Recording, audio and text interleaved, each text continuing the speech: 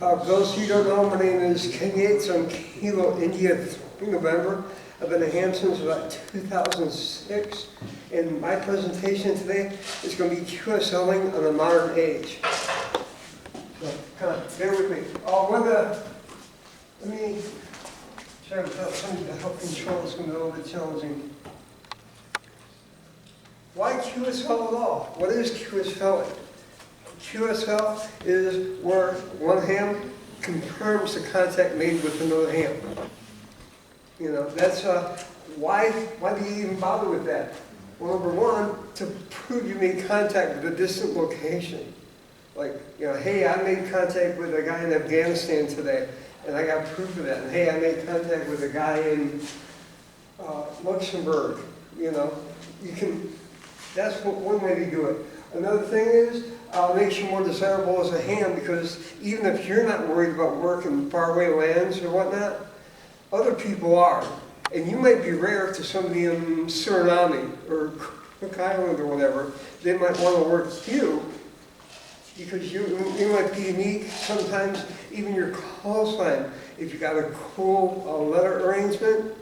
One guy who used to get hammered for like QSOs was a guy, November 4, Alpha Victor. No, November 4, Victor Yankee, because his call sign is spelled Navy, kind of, if you look at it funny. He used to get all kinds of hits just because of his call sign. So that's something.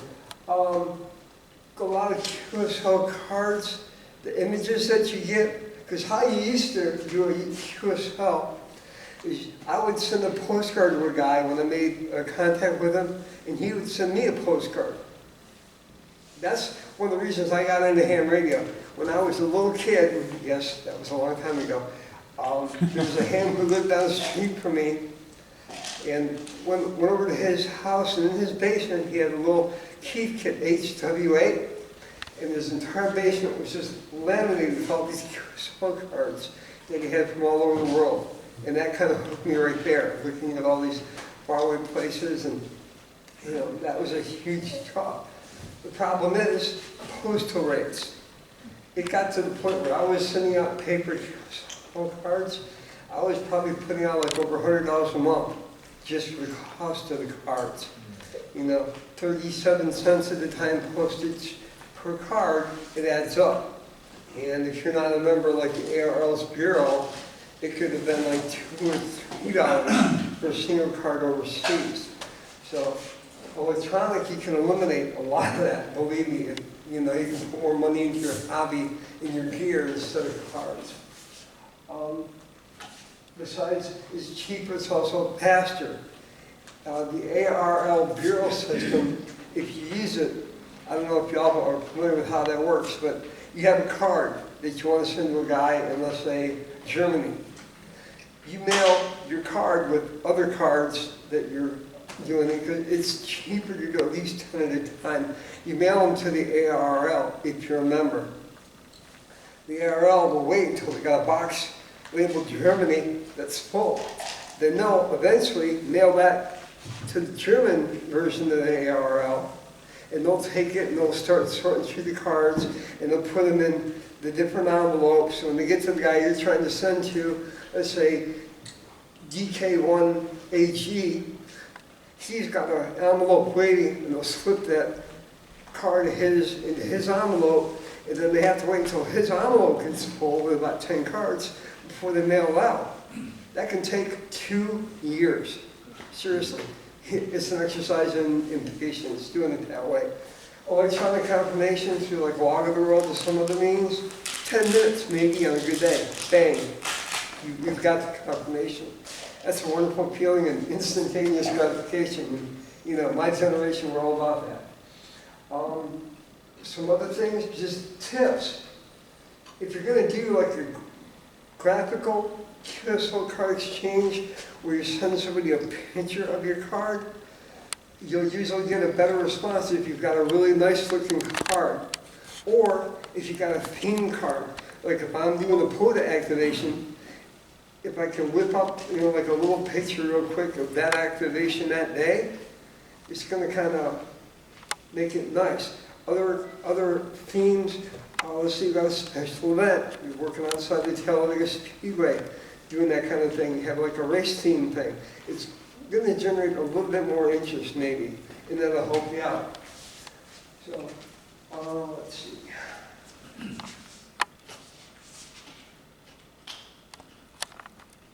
Okay. What's the requirements for doing custom cards? Well, you can't confirm a contact unless you know when the contact was made, so you've got to have an accurate logbook.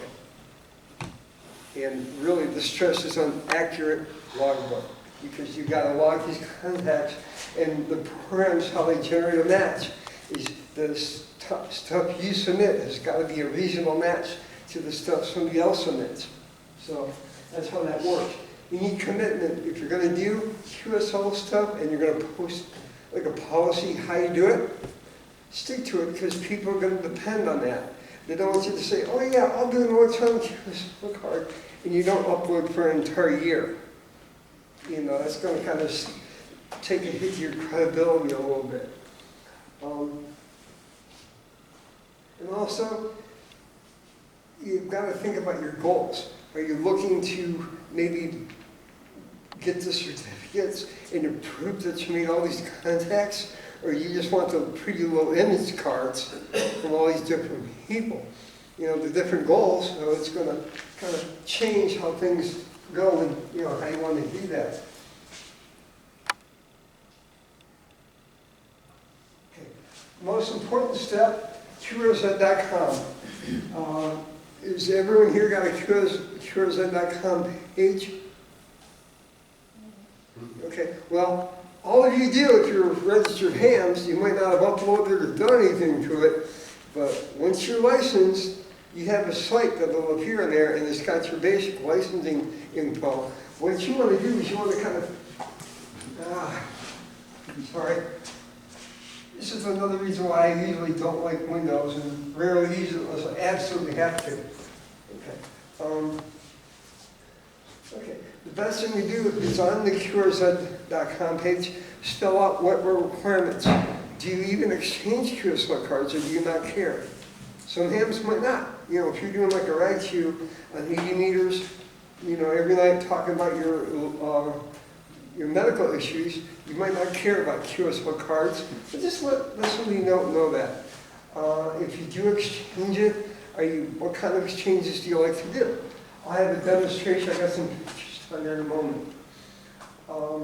QRZ.com does have an online logbook, so you can use that to start to set up comparisons and see how it works, and that's absolutely free to use that. And it's kind of neat. QRZ.com does have some awards, but they're awards specific to QRZ.com. They're not going to count for other types of awards. I'll explain a little bit more about that later. And there are other services that are available for an additional cost. QRZ, I think, has a lookup of about 20 call signs a day, and also if you want to exit the XML data, which is the metadata that pulls down for every contact. Like if I'm working somebody and I type in AG4EUD, for example, it's going to pull me up the name of the ham, you know, his address, and all his other stuff. You can see the little biography of that stuff. And here are some little examples of that.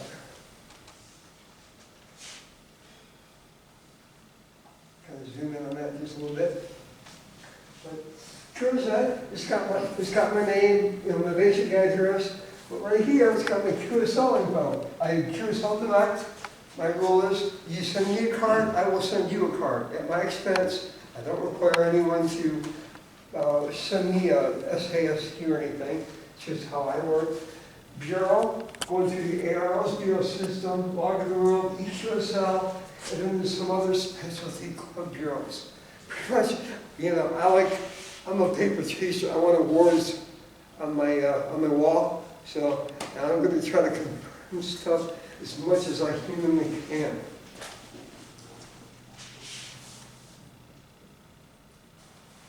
Let's see.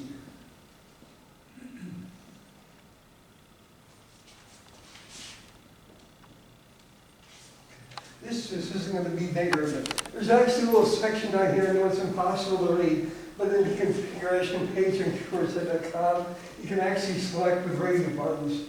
You know, if you QSL, EQSL, log of the world, anything like that, you can actually check those things too. So that's a backup way to do it.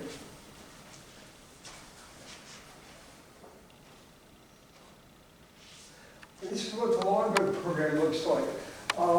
You can actually see here's the different country color flags. I like to do a lot of DX, so you're going to see a lot of different flags on mine. I'm also proud to say that I worked over 200 countries and going.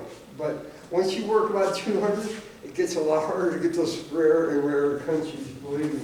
But that's what the logbook looks like, and it'll show you things. I know the resolution sucks on this, but it'll tell you how many contacts you made, how many have been confirmed, and there's this section to go through and see what kind of awards you're eligible for.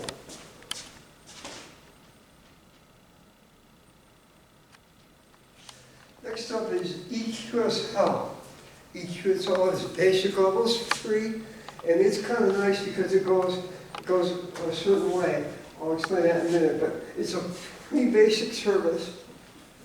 It's got several tiers. There's a free, a paid, which is like a little, it's just like a few dollars a month, and then as you pay more and more, you get more and more services.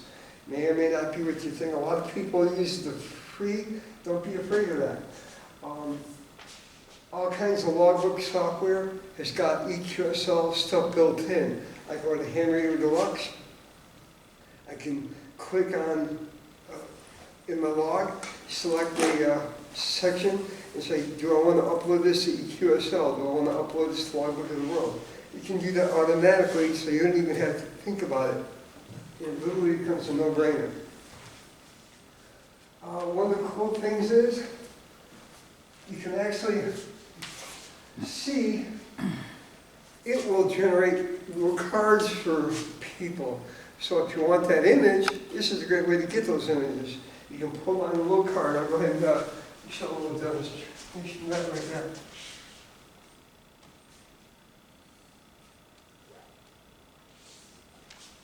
You see, this is a list of the call signs that have worked, and these are all little versions of the QSL card.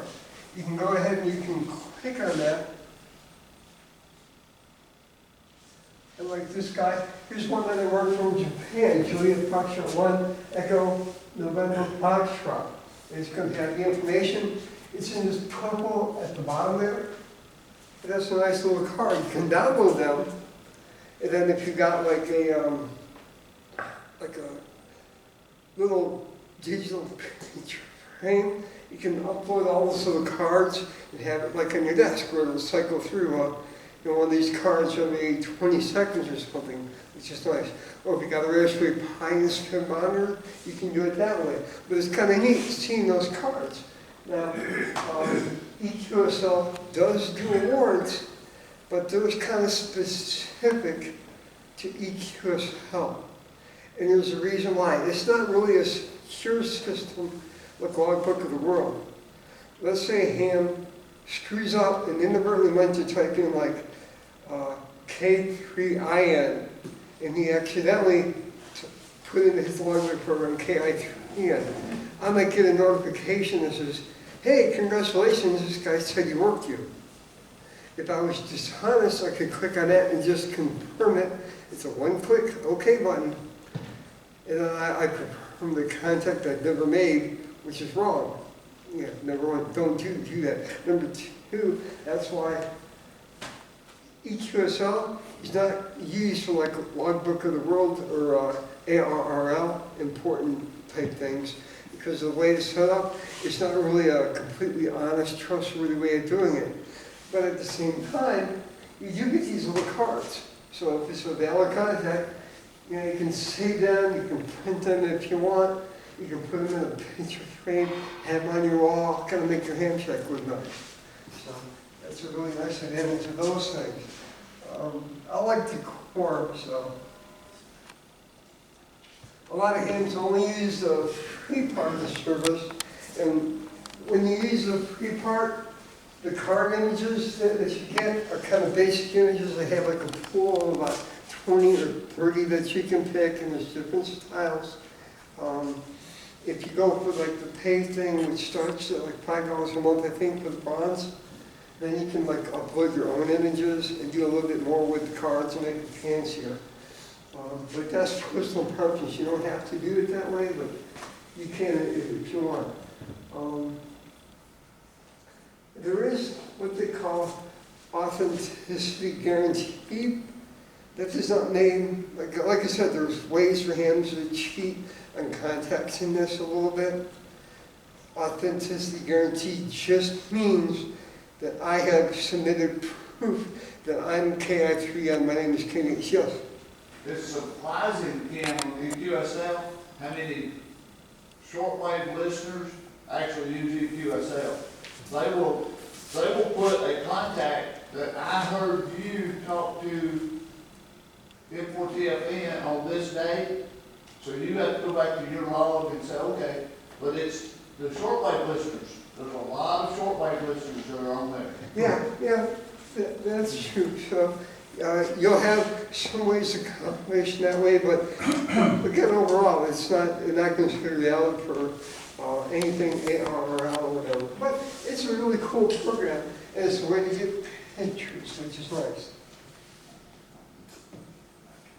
And there's another thing, which a lot of people I find have never heard about, which is really nice. It's called OQRS, which is the Online QSL Requesting Service. Let's say that I make contact with a really rare DX, like one of these ones that, they do the expedition, gather like 20 guys, spend $1 million, go to some Pacific island and operate for about a month. That they only operate this island maybe like once every 20 years. The one I'm thinking about, Hotel Kilo 0 November Kilo, no, November Oscar. It was one off the coast of Chile, which is a really rare one. Well, I wanted that card really bad because it's a really beautiful card.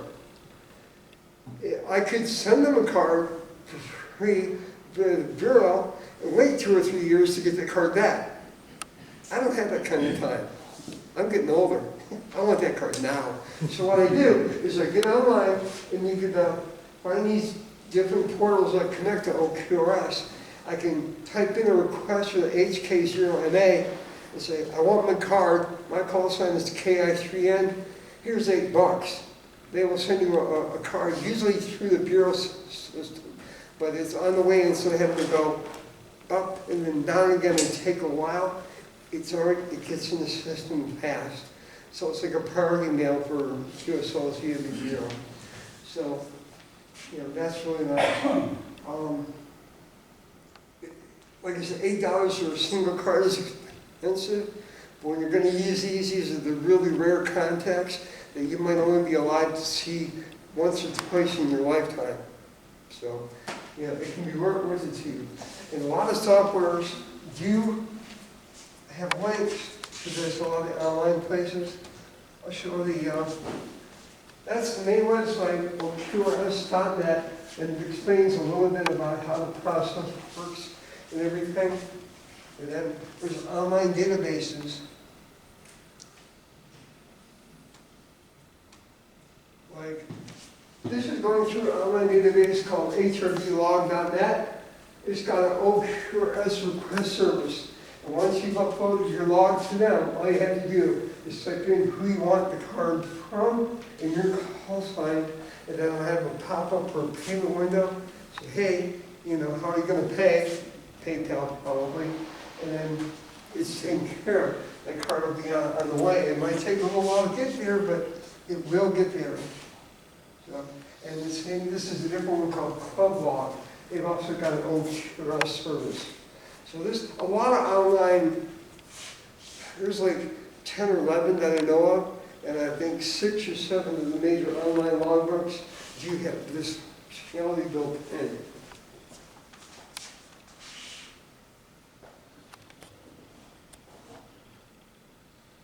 Right.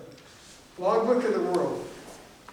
This is like the gold standard of confirming QSLs. This is also known as the reason why your ARL yearly dues are so freaking high. Because basically, it's a huge computer system in Newington, Connecticut. The database holds 2 billion, at this time, 2 billion QSOs. And how the program works is I send a file up to them, and then somebody else sends a file up to them, and the database will go through and look for comparisons. Say, okay, this guy said he did it, this guy said he did it, that's a match. And then you'll get a congratulations type thing, saying you made the contact. But if, let's say somebody says they take contact to me and I don't say I contacted them, it'll never show up.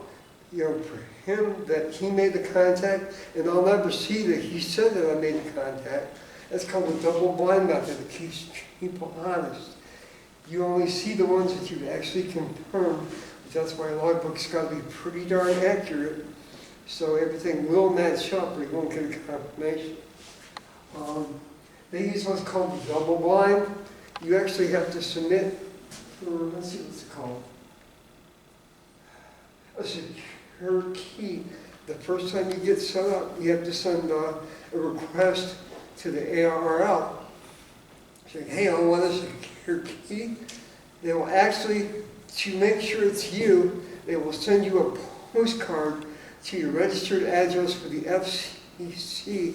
So like, I can't claim that I'm anyone else, because it's going to go to your FCC address. And then I'll get that. I have to install this program called TQSL, standing for Trusted QSL, put in that code, and then I'm good to go. Then with my valid certificate, I can start using the program. When I upload, I have to take my basic file, which is a .agif. It's an interchange format that's used specifically to upload your logbook files. It's a very particular format. It gets encrypted and uploaded. So even if it's intercepted through like a man-in-the-middle attack, it's scrambled and no one can figure out what the heck you just sent. So it's protected all the way, you know, from proving that it's you to you submitting an encrypted thing, and then later when they download the results, that's also encrypted to you. So, and I'll say this a few times, back up that key. I repeat, back up whatever key you're given by an ARL. You will need that. Do not lose that. You will need that. Trust me on this. This is free to everyone worldwide. That's because through the generosity of ARL dues, your $59 a year is paying for this computer system so everyone in the world can use it. So use it. Get your money's worth, because if you're an ARL member, you're spending money on it. This is why our dues are so high and we don't have that magazine anymore. So just saying on that. This is the logbook software that TQSL program does run on Windows, Mac, and Linux. As far as you know, there's nothing for iOS or Android, but you know, your major computer systems all have utility lot.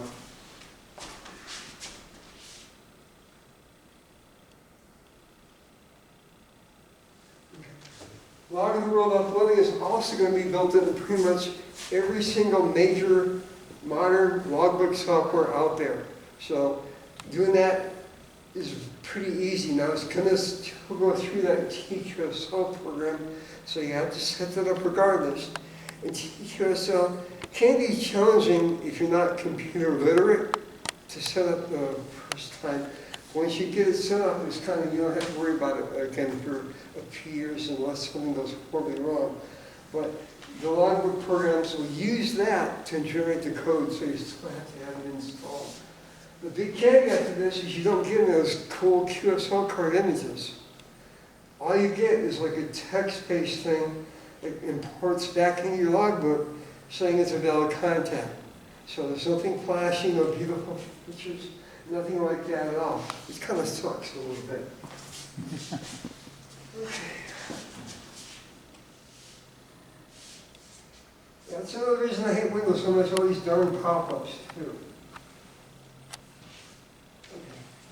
This is a TS home program, what it looks like, and with the resolution on these monitors here, it's not that great, but basically, that's the drop down to encrypt your files, to send it up to the logbook of the world. If you don't have it built in, you can take export a ADF file from your ADI file from the logbook, and then run it through this program, it'll make that encryption, and then automatically upload it for you, or download it for you. There's also a place to set up your location. So if you're operating from home, like I've got what I call the Bluestead, that's my home setup. And I've also got entries for all the various locations that I go to, all the local parks for reporting and stuff. This is the logbook of the world integration into Hammer and Lux, where it's a drop down and it's too boring for me to read because the resolution's so bad. But under file, and then there's logging, and then you can select, I got log LOTW selected, and you can have it set to upload, download, and it'll automatically do it once you select the range of where you want to send up or down, and then you just hit and it handles it for you, which is nice.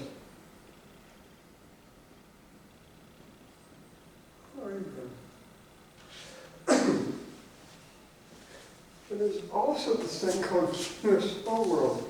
This has popped up really recently, and if you're a ham, especially if you're active on HF, what it does is hams using the software, it'll pull on your email address from logbook or from QSO.com, and you get an email notification. Hey, this guy sent you a email confirmation. You can go and download it at their website. They have a free service at the basic level, so it is free. You can kind of try and see how you like it before you invest any money in it. If you do like it, they have various donation levels that you can set up, and it gives you nice features like they have a QSL card designer, for those of you who don't know your way around the graphics designing program very well, which can be really nice. One-click uploading your files and stuff like that. It's a new service. It only came out really about 1.5 to 2 years ago, but it only really took off in about the last year. So I don't know if it's going to be around forever. The other services that have popped up, it then kind of dropped off, so we'll have to see if it's going to go for the long term. Some of the features require you to run Chrome to do properly. We use this Chrome extensions. I absolutely hate Chrome myself. I'm a Firefox guy, so that's kind of sticking point with me, and I haven't put any money into it yet. Right now, though, it is exploding in popularity. You'll get an email notification about a new contact. And with it taken off like it has, if you're active on HF, you get a lot of these. Because what people are doing is, let's say my logbook, if I join, I say, oh, I'll submit my logbook to them. I'll email the logbook, and it'll go on Carousel and look up all the email addresses for all the people that I made contact with, all like 25,000 of them. And it will send out 25,000 emails to all these people, notifying them, congratulations, you've got a confirmation ready for you. Well, my email has been blowing up because of all these notifications. I kid you not, I get 20 or 30 sometimes a day. I actually have an email set up just for ham radio stuff, just because of this fact. because otherwise my normal email boxes will be overloaded. But you also do get a nice high quality picture of the QSL card, which is nice if you're looking for the pictures rather than the award confirmation type stuff.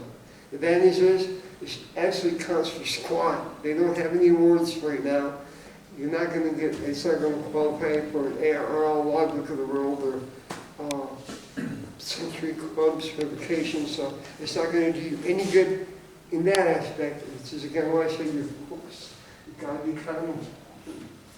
And just a few more slides, people. I'm sorry, I was trying to keep this one down. I kept trimming it down and trying to get a little bit better. Yeah, this is the image support page referring that it talks about the various features that you get if you do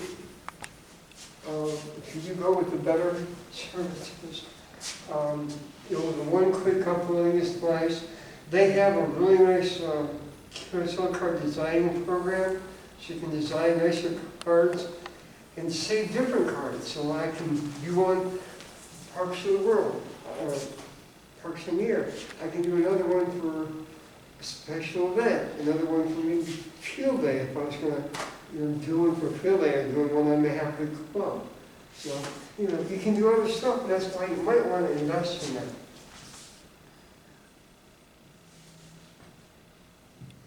Yeah. This is an email box. Each one of those is a different confirmation. Congratulations. You've got a new card thing, and it literally just blows up. I connect to my ham radio site. I get like 20 of these a day. So, it is absolutely nuts. And then if you open all those emails, you can see a little bit more details. The print on this is hard to see. This is actually a contact I made with somebody in Kuwait.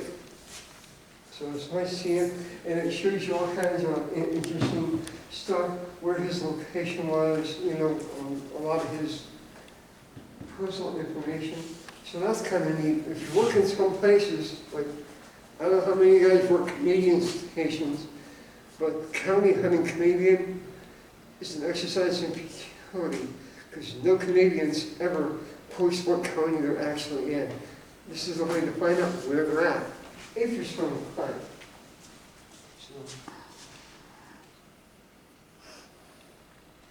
Okay. Anybody have any questions at all? Any concerns? Anything you want to ask me? Or? I got one question. Yeah. Could you tell me, did you say that the ARRL finances a logbook of the world, or they run it or finance it, about the dues being so high? That got by me. I'm sorry. Let me go over here because I don't hear very well. I'm in the same boat as you. The logbook of the world, Yeah. you said the ARRL either runs it or finances it or both? Both. Okay. Yeah, ARL, and like I said, that's the gold standard. If you're going to do one for awards, that's the one you should be worried about. The other ones are just basically candy. If you want pictures, the other ones are fine. A lot of times, you can go on some sites, and like if you're in the FTA, there's a way to select an FTA via a program called Grid Tracker, that you only want to work people that use Logbook of the World. And then ignore everyone else. Because those people, like me, are the ones that are trying to work DX. And they want that instant stuff because they don't care about the other ones. I mean, I'll work anybody pretty much, but I would preferentially like to work, especially DX. I haven't worked yet, but I want to see people in my logbook from new countries or at least new call signs. Going to be a logbook of the world. It's going to be more important, so you can select for that. Some people only do EQSL. They like the pictures. They could care less about, making their Century Club certificate. Everyone's going to have a different focus. So, anyone else? No? Okay.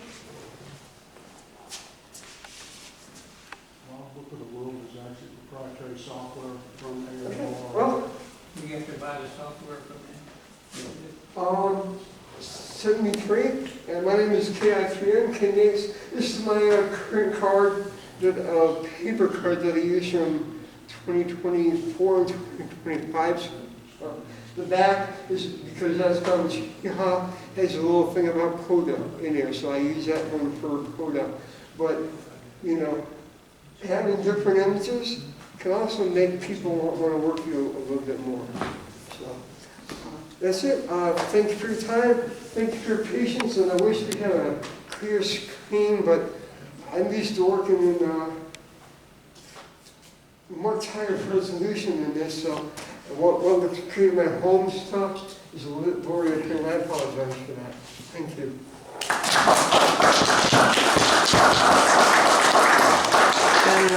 That's very nice, Ken, thank you.